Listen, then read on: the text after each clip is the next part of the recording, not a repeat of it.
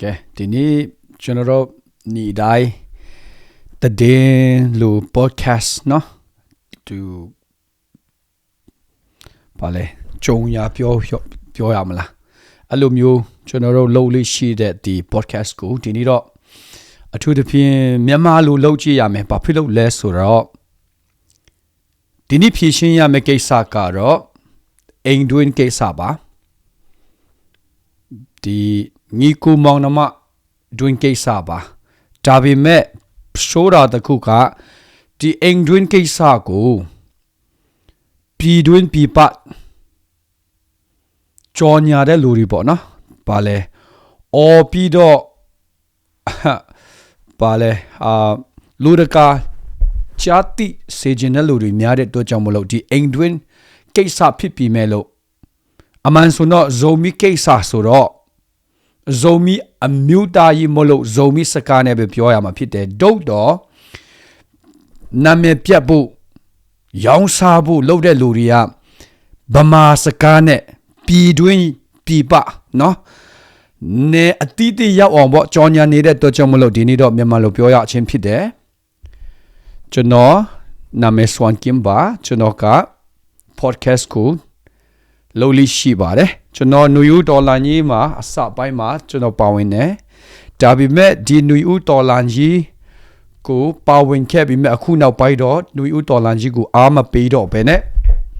ဘာကူအထူးအားပေးတယ်လဲဆိုတော့အမျိုးသားကြီးလိုအပ်တဲ့ဒီဒေါ်လာကြီးရှိတဲ့ချိန်မှာဘာလဲတွေးခွဲရေး supremacy ဘသူအနိုင်ဘသူအကြီးဆုံးဖြစ်မဲ့အငယ်ဆုံးဖြစ်မဲ့ဘာညာရှိလိရှိပါတယ်အဲ့ဒါကြောင့်မလို့ကျွန်တော်တို့ပြည်တွင်းမှာဒီတိုင်းရင်သားတွေထဲမှာမှဇုံမီတွေကြားမှာ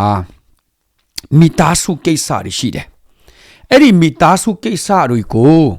နိုင်ငံကြီးအဖြစ်အခွင့်အရေးယူပြီးတော့နိုင်ငံကြီးအဖြစ်တင်စားပြီးတော့เนาะဒီကြော်ညာတဲ့လူတွေရောင်းစားတဲ့လူတွေအမျိုးတွေထဲမှာရှိတာကြောင့်မလို့ဒီနေ့မြန်မာလိုပြောရခြင်းဖြစ်ပါတယ်လို့โอเคဒီမှာပုံတစ်ခုပြပေးမယ်အဲ့ဒါနေထပ်ပြောမယ်နော်ဒီမှာဒီပုံလေးကတော့နိုင်ငံကျော်အစိုးရကျွန်တော်တို့လေးစားရတဲ့နိုင်ငံကျော်အစိုးရပါကျွန်တော်တို့ရဲ့အကူထွန်ခမ်ဖြစ်ပါတယ်သူလည်းပဲဒီ post ကိုတော့ share ဝင်ငါပြန်ပြီးတော့နောက်ထပ်ဝင်ငါတာပါဟုတ်ပါပြီဒီမှာဒီ post ကဘာ post လဲဆိုတော့ Zolan post ဖြစ်ပါတယ် Zolan ဆိုကြတဲ့ကအရာချင်းဆိုတဲ့ဗမာကျွန်တော်ဗမာပြည်မှာကျွန်တော်ချင်းလို့အတိခန္ဓာပေါ့ဗျာအခေါ်ခန္ဓာပေါ့ဗျာဒါပေမဲ့ကျွန်တော်ဟာကျွန်တော်တော့ဇိုးခေါ်တာကြောင့်မလို့ဒီကျွန်တော်ဇိုမီတွေထဲမှာတော်လန်ကြီး offensive အနေနဲ့ပါဝင်တဲ့လူတွေရှိတယ်လို့တော်လန်ကြီးမပါတဲ့ defensive တဘောနဲ့အိမ်မှာချန်ရတဲ့ပေါ့နော်ဒီဇိုမီတနက်ကိုင်နှစ်ဖွဲ့ရှိတာတော့အဲ့ဒီတော့ဒီ Zolan post ကကျတော့တော်လန်ကြီးဘက်က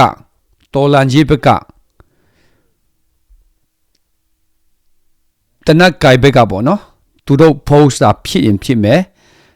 အခုကျွန်တော်ပြန်ကြည့်ရမှာကဘာလဲဆိုတော့မြန်မာလိုအားလုံးလဲဖတ်ကြတာပေါ့နော် American ရှိ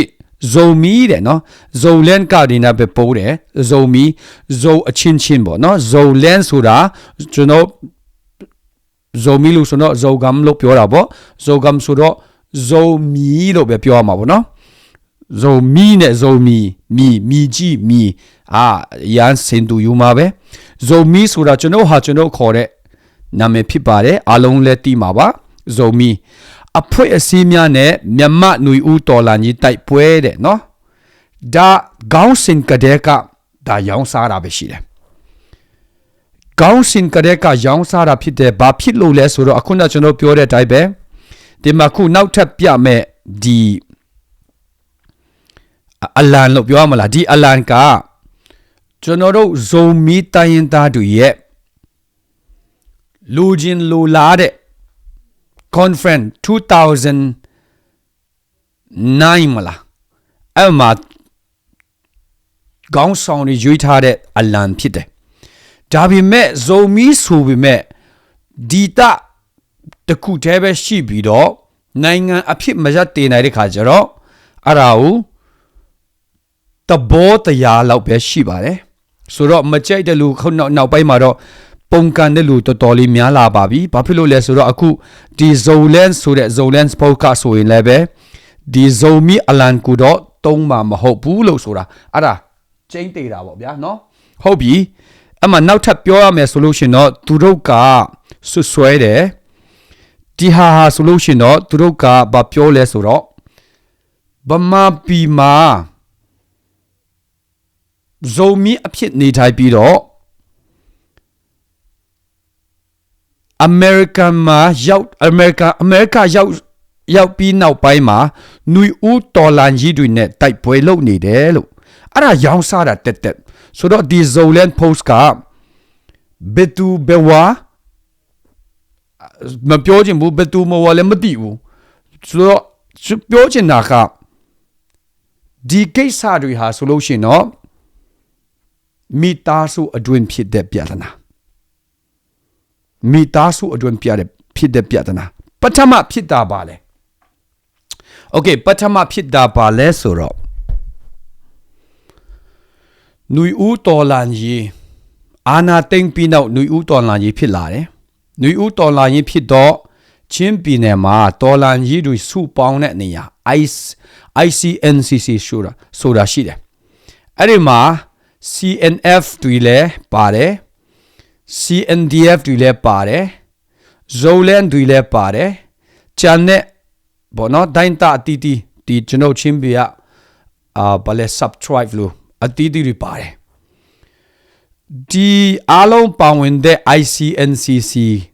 တဲမှာ CNF အနေနဲ့သူတို့လူချင်းနဲ့ land သူတို့ရှောက်သွားခြင်းနဲ့ land နဲ့ ICNCC အများသူတဘောမတူညီတဲ့ခါကြတော့2023အဆုံးလောက်မှာ ICNCC ထဲကနေထွက်ပြီးတော့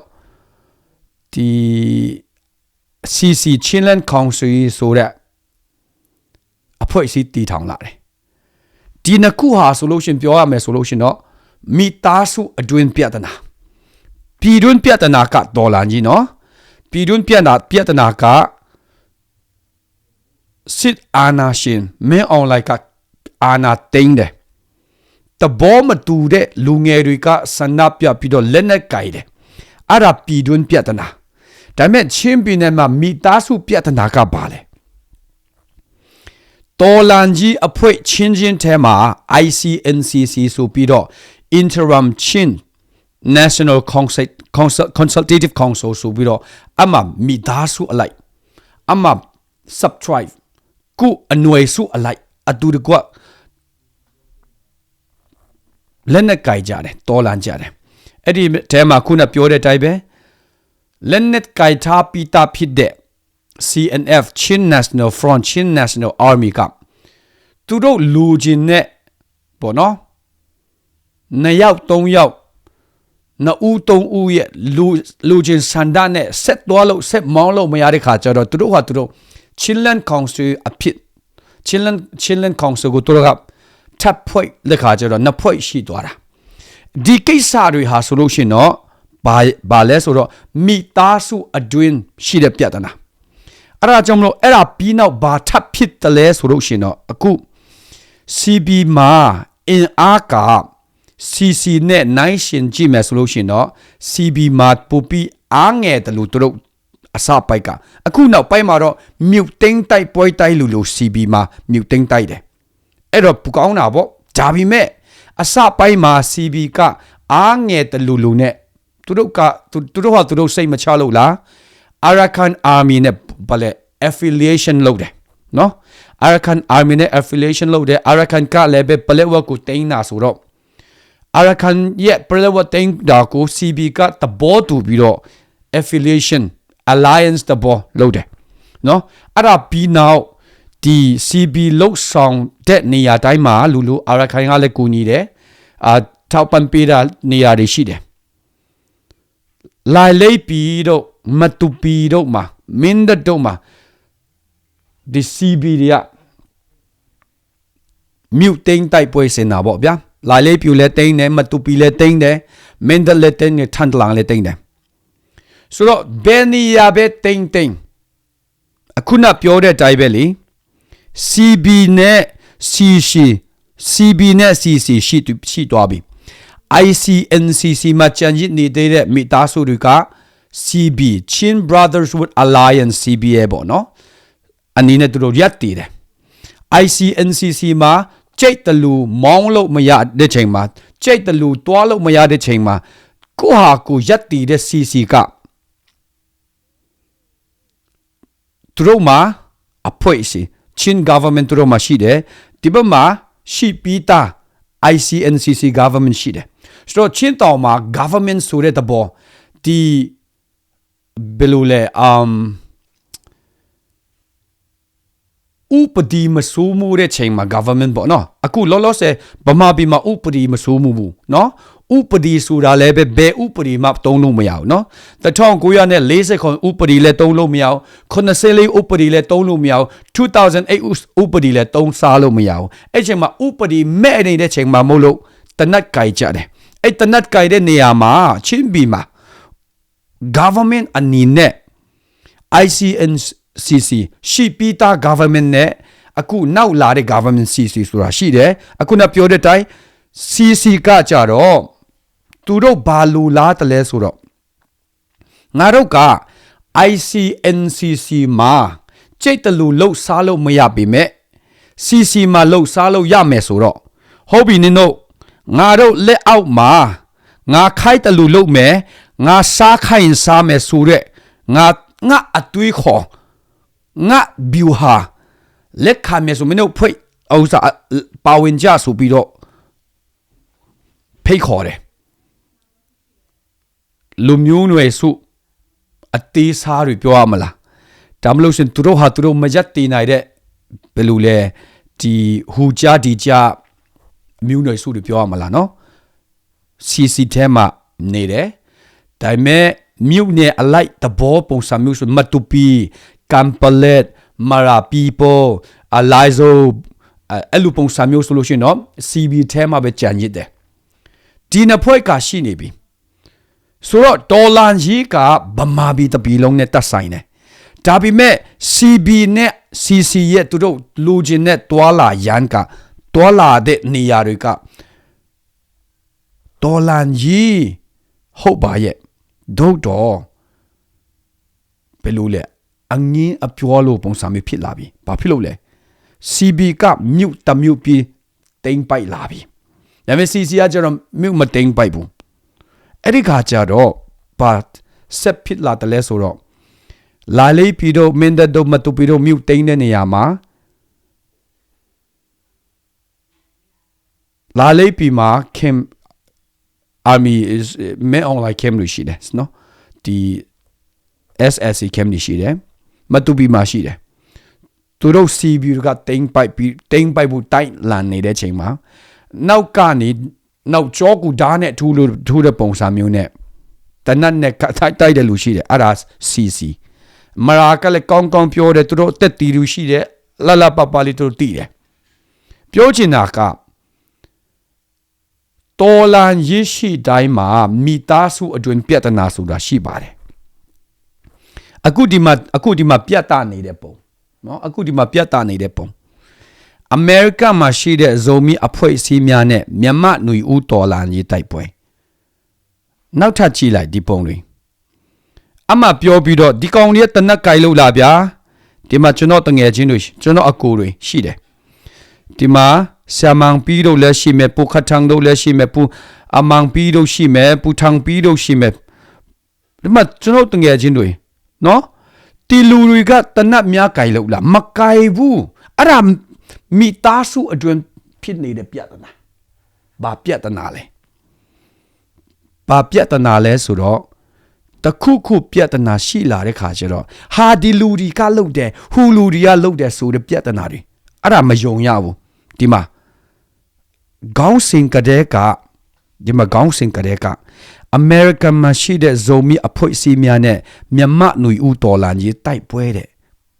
ဘာမှမဆိုင်တဲ့ခေါင်းစဉ်ပဲဖြစ်နေတယ်ဘာကူမှမဆိုင်ဘူးအဲ့ဒါမိသားစုအတွင်းပြဿနာရင်းကပါလေအခုန CB နဲ့ CC တဘော့မတူတဲ့အတိုင်းဇုံမီတွေထဲမှာလည်းပဲ CC လက်အောက်ခံတချို့ရှိတယ်လို့ဇုံမီနဲ့ပဲရက်တီမဲ့ဆိုတဲ့ဇုံမီတွေရှိတယ်လी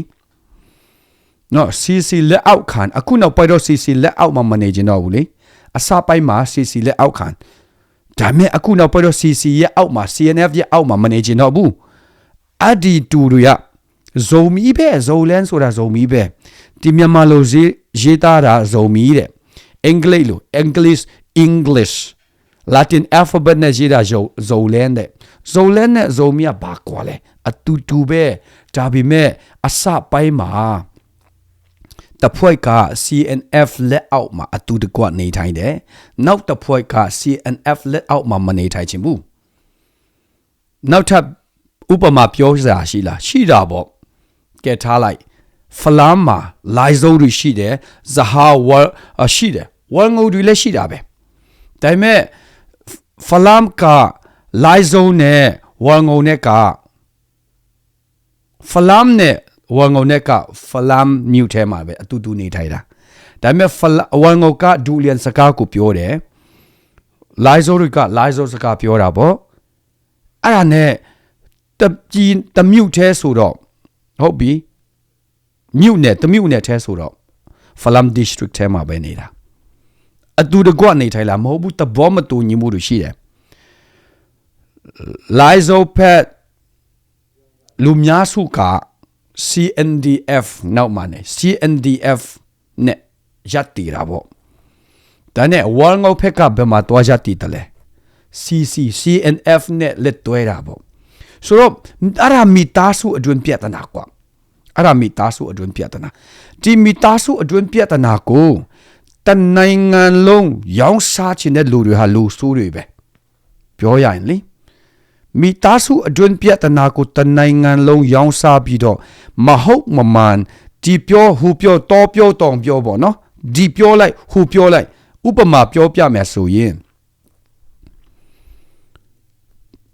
ကျွန်တော်ညီအကိုချင်းစံဆိုးဆိုတဲ့တယောက်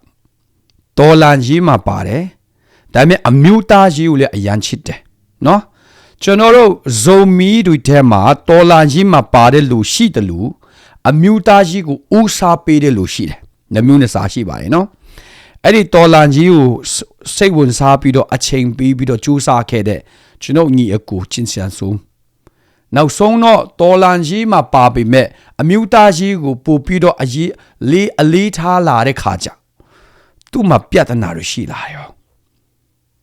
အတွင်းပြဿနာရှိတယ်ကျွန်တော်တို့အကုန်စင်စစ်မတည်ဘူးပေါ့နော်အဲ့ဒါနဲ့သူကထွက်ပြေးဖို့ကြိုးစားတယ်ဟုတ်ပါပြီ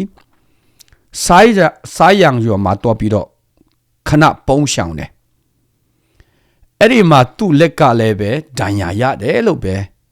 ဟိုအမျိုးတွေကပြောတာပေါ့နော်သူ့လက်ကလည်းဒဏ်ရာရတယ်ဒါနဲ့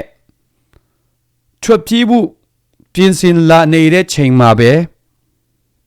တီးတယ်သူဇနီးနဲ့ကလေးတို့တွားပြီးတော့တွေ့တယ်အိမ်မှာမအိတ်ရဲဘူးအမျိုးအိမ်မှာတွားအိတ်တယ်အဲ့ဒီညတဲမှာပဲမထွက်ပြေးခင်လေးမှာပဲအသက်ခံတယ်ဒါတူတေပီမိနစ်အတော်တွင်မှာ Washington DC ကျွန်တော်ဇိုမီတွေထဲကနေ Hey ကျွန်တော်ချင်းစန်ဆူမ်ဆိုတဲ့ကျွန်တော်ညီအကူဇိုမီအမျိုးသားကူဦးစားပေးနေတဲ့လူတွေကတပ်ဖြတ်ပြီးတော့သူတို့ကတီတပ်တုံမတတမကဘဲနဲ့ဘာလို့တေးလဲဆိုတော့SSC ရုံးကိုတွားပြီးတော့ပတ်စံတွားထုတ်တယ်သူတို့အခုအိန္ဒိယပြည်ပြန်သွားတယ်လို့ပြောတယ်ဟာမြန်လိုက်တာဒီအတက်ခံနဲ့ကျွန်တော်ညီအကူချင်းစံဆုံးကတေးတာတိတ်မကြသေးဘူးမိနစ်အပိုင်းမှာပဲ Washington DC မှာ English နဲ့တော့မှထွက်သေးတယ် Washington DC ကနေဒီ Baltimore ပြောရမလား Washington DC ပြောရမလားပေါ့နော်ဒီကျွန်တော်တို့အဲ့ဒီနေ့တဝက်ကနေလို့ပြောရမလား solo chinaka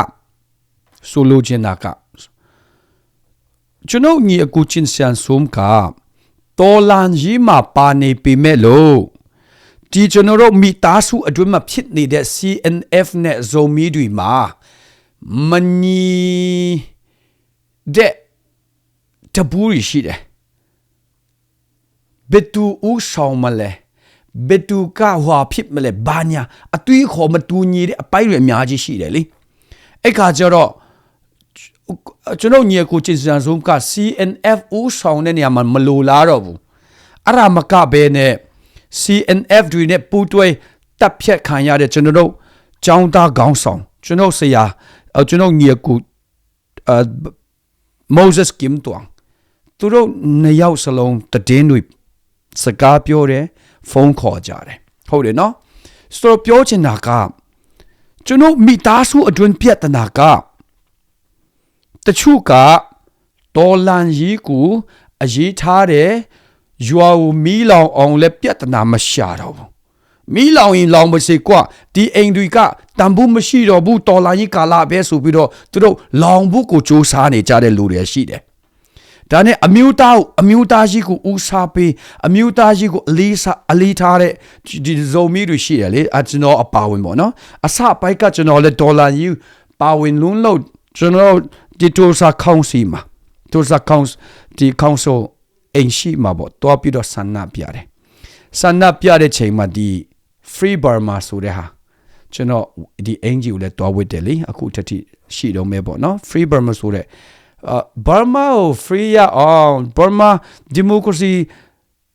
ရှင်တန်ပါစေဆိုတဲ့တဘောနဲ့တွားဆန္ဒပြတာပေါ့ local မှာတည်င်းတွေလည်းတွားပြီးတော့ဖိတ်ခေါ်တာပေါ့ဗျာ channel 6တို့ channel 2တို့F23 လာတယ်အမေနောက်ပိုင်းကျတော့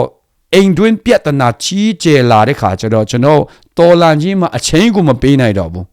ဘာကူပဲကယူဆိုင်တယ်လဲဆိုတော့မိသားစုချင်းတဲမှာဒီလိုမျိုးရန်ဖြစ်တာဒီလိုမျိုးရောင်းစားတာ online မှာရောင်းစားတာဟာဟူလူဒီကစစ်ဘာလဲ SSC နဲ့ပူပေါင်းပါတယ်။အိုးနေဆက်ဆောင်ပါကွာနေချာဘာလဲနေဆက်လာနေ bodyguards နေဆက်ဆောင်ပါကွာဆိုတဲ့သဘောတွေအများကြီးပဲထွတ်နေတာအဲ့ဒါဘာလဲဟူအဝေးကမလာဘူးအိမ်တွင်းကနေပဲလာတာဘာကြောင့်လဲဆိုတော့ကျွန်တော်တို့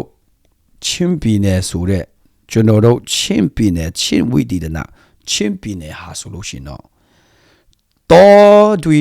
တောင်တွေရှိနေတယ်တမြို့တရွာနော်ခဏလေးနဲ့မရောက်တဲ့နေရာတွေအများကြီးပဲချင်းနဲ့ရှောက်ရတဲ့နေရာတွေအများကြီးပဲအဲ့ဒီအပေါ်မှာစကားလွဲတဲ့အရာတွေနားမလဲတဲ့အပိုင်းတွေအများကြီးပါတာပေါ့အခုကျွန်တော်ဇုံမီပြောတယ်ဒါပေမဲ့ဟာလိုက်ဟောပြောမှာပဲဟာလိုက်ဟောကူကျွန်တော်အခုနောက်ပိုင်းကြားနေတော့နည်းနည်းပါနားရှင်တယ်ဒါပေမဲ့နားမလဲဘူးဒါမျိုးတွေရှိတယ်အဲ့ဒါမျိုးများလာတော့ဒီအပေါ်မှာတုံးဆွဲပြီးတော့ငါတို့စကားနားမလဲအတွက်ကြောင့်မလို့ငါတို့ကတခြားกว่าသူတို့ကတခြားกว่าဆိုတဲ့အသွေးခေါ်တွေများတယ်အဲ့ဒါကြောင့်ပြဿနာတက်နေတာဒါကြောင့်မလို့ဒီလိုမျိုး Facebook မှာ post တွေပေါ့လောက်တာနော်ဒါဘာတဘောလဲအိမ်တွင်းကိစ္စအဲ့ဒါပြည်တွင်းကိုတွားပြီးတော့ကြော်ညာစရာမလိုဘူးရောင်းစားစရာလည်းမလိုဘူးအဲ့ဒါအိမ်တွင်းကိစ္စတော်လာရေးကိုလူလာတဲ့နော်ကျူးစာပန်းစာလှုပ်ဆောင်တဲ့လူတွေရှိတယ်လို့အမျိုးသားရေးကိုပေါ့နော်သူဦးစားပေးတဲ့လူတွေရှိပါတယ်ဆိုတာအဲ့ဒါကျွန်တော်တို့ဒီမှာကျွန်တော်ညီကိုတွေကဒီမှာပြတာတဲ့ညီကိုတွေကဇုံမီအမျိုးသားကြီးကိုဦးစားပေးပြီးတော့လှုပ်ဆောင်နေတာဖြစ်တယ်ဒီမှာသူတို့ပုံပြလိုက်တဲ့ဟာတွေကဆိုင်တလားမဆိုင်ဘူးလားကြည့်ကြရအောင်ဒီ your heart solution နော်နက်ဆောင်ဖြစ်လိမ့်မယ်နက်ဆောင်ကဘယ်နာမှာလဲနက်ဆောင်ကတော့တွန်းဆောင်နာမှာပါပဲဟုတ်ပါပြီဒါဆိုတွန်းဆောင်မှာအခုတလောဘသူတွေနေထိုင်ပါတယ်လေတွန်းဆောင်မှာအခုတလော CNF တွေနေထိုင်ပါတယ်ဟုတ်ပါပြီဒါဆိုဘာကြောင့်မီးရှု ขันยะบาตะเลพิชินโนต้นจางมา CNF กูเล็บมาขันเดโซมีดุยมันในไทยดอเดจอมตัวจอมโลเองดุยกะบาพินนี่แหละเองดุยกะ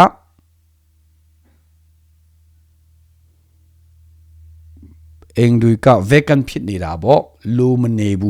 ฮอบบีเองลุดดุยชีดายาลุดดุยชีดาต้นจางมิวมาบ่ยาเองลุดดุยยาลุดดุยชีเดအဲ့ဒီတော့ဒါဆိုရင်နတ်ဇန်မှာဘာဖြစ်လို့မီးလောင်တယ်လဲဟာကျွန်တော်တို့အလုံးအရင်တော့မသိဘူးဒါပေမဲ့ CNF တွေတို့တင်ပိုက်လိုက်တဲ့တွန်းဇန်မြူထဲမှာ CNF လက်မခံတာဇိုမီတွေက CNF ကိုတဘောမတူတာက90%လောက်ရှိတယ်တဘောတူတဲ့လူတွေက10%လောက်ရှိမယ်ဆိုတော့တွန်းဇန်က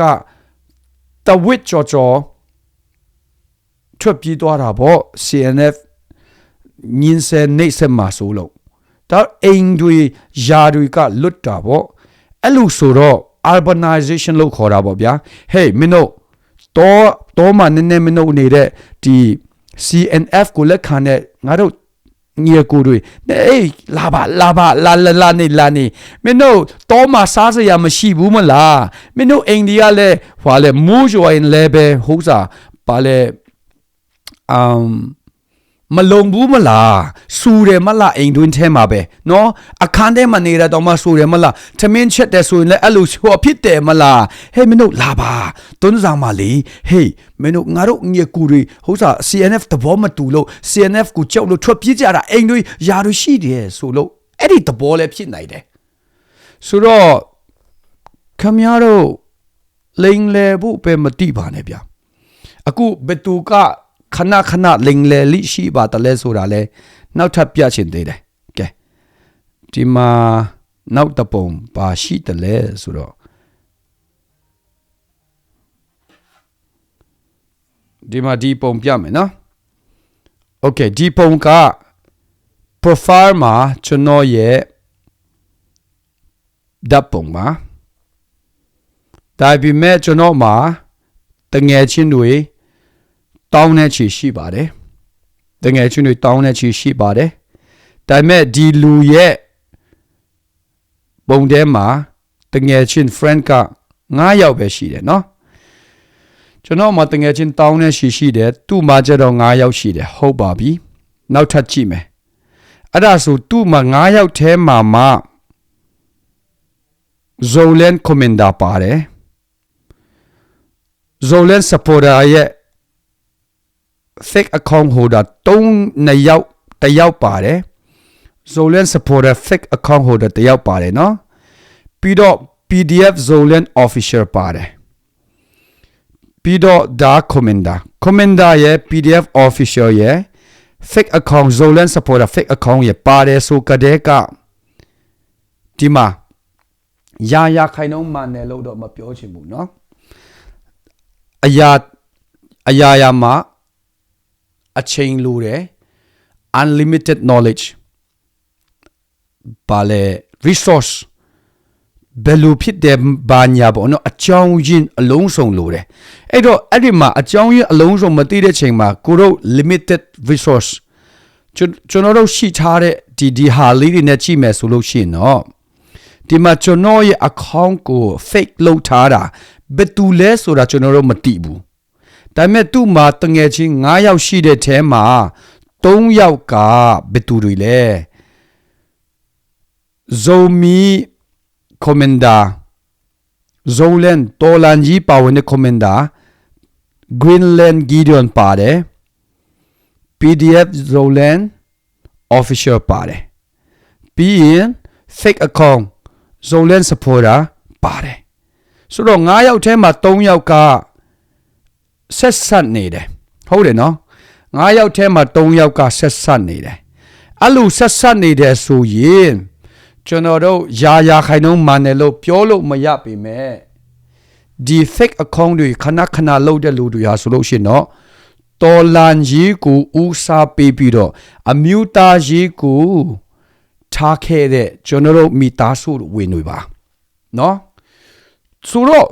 တော်လန်ကြီးကိုဦးစားပေးပြီးတော့အမျိုးသားကြီးကိုထားခဲ့တဲ့ကျွန်တော်မိသားစုဝင်တွေကကျွန်တော်တို့ဟာကျွန်တော်ပြဿနာဖြစ်နေပါပြီဟုတ်ပါပြီနော်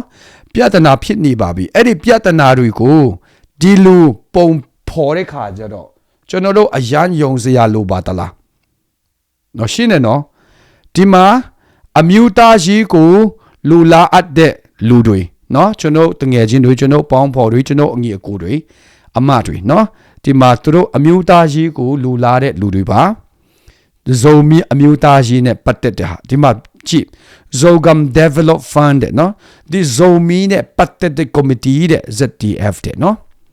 ဒီမှာသူတို့ပေါင်းဆက်တဲ့ picture တွေက CNF ဒီ long လိုက်တဲ့မီရှူလိုက်တဲ့နားဇန်တဘောဖြစ်နေတယ်ဒါပေမဲ့ CNF ဖြစ်မဲ့ဆိုတာကျွန်တော်မှအယုံကြည်ရှိပြီမဲ့အထောက်ထားမရှိဘူးဟုတ်တယ်နော်ကျွန်တော်မှ CNF မီရှူတာဖြစ်လိမ့်မယ်ဆိုတာအယုံကြည်ရှိပြီမဲ့အထောက်ထားမရှိဘူးဘာကြောင့်ဖြစ်တယ်လဲဘာကြောင့်ဖြစ်နိုင်တယ်လဲဆိုတာအခုနပြောပြီးပြီလေဒီနားဇန်ကတွန်းဇန်ကနေဘလောက်မှမဝေးဘူးဟုတ်တယ်နော်ရွာသေးလေးပါအင်ချီ60အနိ80ကြာရှိမယ်ရွာသေးပါဟုတ်ပြီဒါနဲ့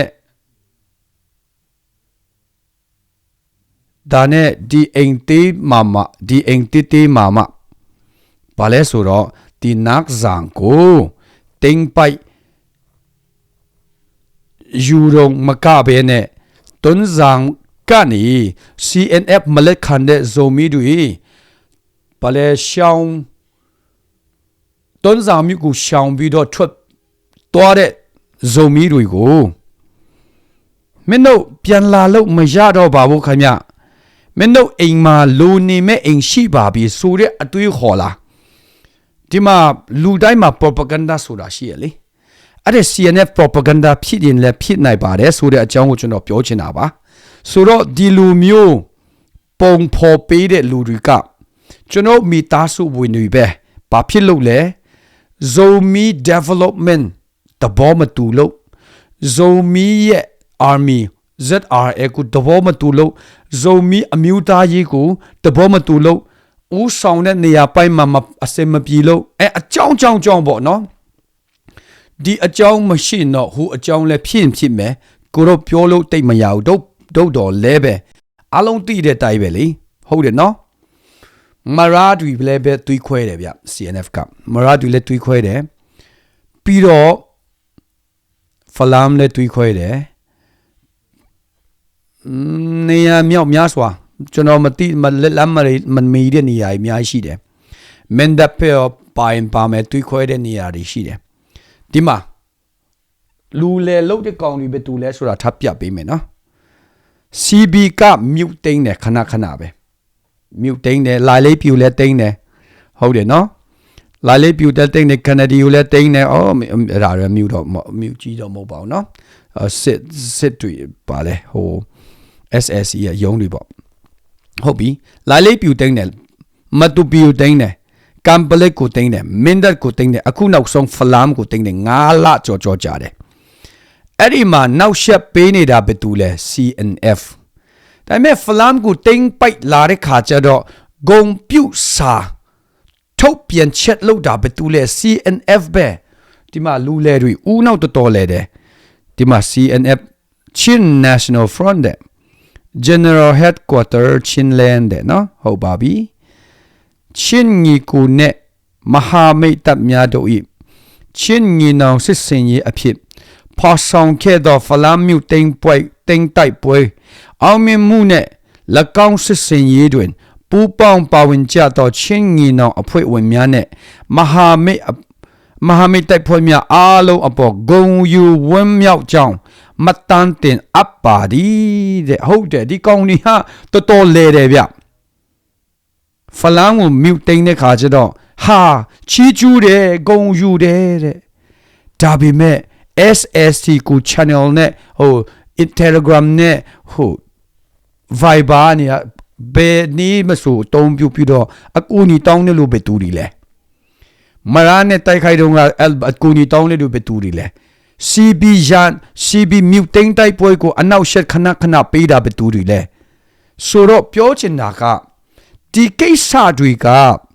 Myanmar lu pyo ne se ya ma lo de ha do do DCNFD ကလည်းပဲကျွန်တော်ဇုံမီတွေကိုလာလာပပလေးတနိုင်ငံလုံးကြောကြကြရောက်စားနေတဲ့အတွက်ကြောင့်မလို့ကျွန်တော်တို့မြန်မာလူမပြောချင်ပဲနဲ့မြန်မာလူပြောရချင်းဖြစ်တယ်။အိမ်တွင်းကိစ္စကိုမြန်မာလူမပြောစရာမလိုဘူး။ဇုံမီလူပြောလို့ရတယ်ဒါပေမဲ့အိမ်တွင်းကိစ္စဟုတ်တော်ညာလဲပဲရောက်စားတဲ့Zolan supporter doing young side CNF do ka di zomi nation building ko malu chin net to chaw mo lo hu young di young lo da boဟုတ်တယ်နော် hu young di young လို့တဲ့ခါကျတော့ကျွန်တော်တို့ကအခုလောလောဆယ်ဘာပြဿနာတွေတွေ့ကြုံရနေတယ်လဲဆိုလို့ရှိရင်တော့မလိုအပ်ပဲနဲ့တရောလုံးမိရှုခံရတာတွေကြည်ပါလားပြီးတော့တာနီးတဝက်မိရှုခံတယ်နော်အဲ့ဒီမိရှုခံတဲ့နေရာတွေဘယ်သူတွေလဲစကားအဖြစ်ချိမယ်ဆိုရင်ဇုံမီစကားပြောတဲ့မြို့တွေပါဇုံမီစကားပြောတဲ့ရွာတွေပါပြီးတော့တောက်ကြည့်လိုက်အဲ့ဒါမလို့ရှင်တနည်းအဖြစ်ပြောရမယ်လို့ဆိုလို့ရှင်နော် non cc လို့ပြောမလား Chinland government ကိုလက်မခံတဲ့ရွာတွေပါကဲကြည့်ပါအောင်တာယာကုန်းရောကြည့်အောင်ဒါမလို့ရှင်နော်ဒီမီဇိုတွေလူစိတွေဒီဝါငိုတွေနေတဲ့နေရာတွေကြည့်ပါမီရှုခံတလားမီမရှုဘူးနော်အဲ့ဒါစီစီရဲ့လက်အောက်ဒါမဲ့ပြီးတော့တာတော့ကျန်တဲ့ဟာတွေကအဲ့ဒါစီစီလက်အောက်မဟုတ် CB ရဲ့လက်အောက်တဘောကနော် CB မဟုတ်ရင်ဇုံမီZR ဆိုတဲ့တဘောပြောချင်တာကမိရှုခံရတဲ့ရွာတွေကအခုတီးတယ်ုံလည်းကြည့်ပါအောင်နော်ပြီးဖလာမြုပ်ကိုလည်းတွားပြီးတော့အစပိုက်ဟူတုံကမိရှုတဲ့ကောင်တွေပဲတူတယ်အဲ့ဒါကြည့်ပါအောင်ပြောချင်တာကအလုံးကိုနားလဲစေချင်ပါတယ်အိမ်တွင်းကိစ္စမို့လို့မြန်မာလူပြောစရာမလိုပြမဲ့ပြောရနေရပါတယ်ဘာလို့လဲဆိုတော့ရောင်းစားခံရတဲ့အတွက်ကြောင့်မလို့ရောင်းစားခံရတဲ့ဘယ်သူလဲဇုံမီတွေCB တွေလည်းရောင်းစားနေပပခံနေဒါပေမဲ့ CB တွေကရောင်းစားခံရမယ့်အစားအောင်မြင်နေတဲ့အတွက်ကြောင့်မလို့အခုချီကျူးချင်းခံတာပေါ့ဟုတ်ပြီနော်အောင်မြင်လိုက်တော့ချီကျူးကုန်ပြုတ်ချင်းခံတာပေါ့ဗျာ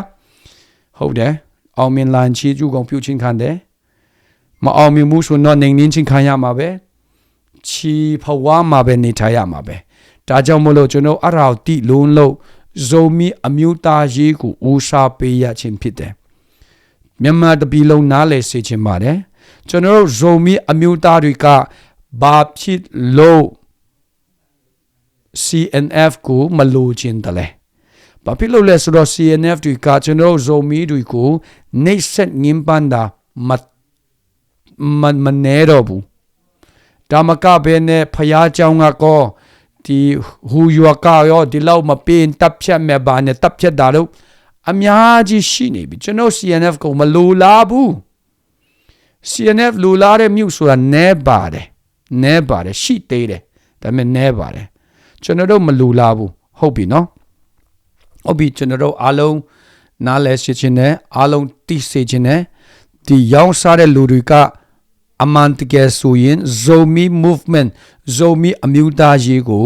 မလိုလားလို့ဒါ Zomi အမျိုးသားကိုရောင်းစားနေတာပါလို့ဒီလောက်ပဲပြောချင်တယ်နော်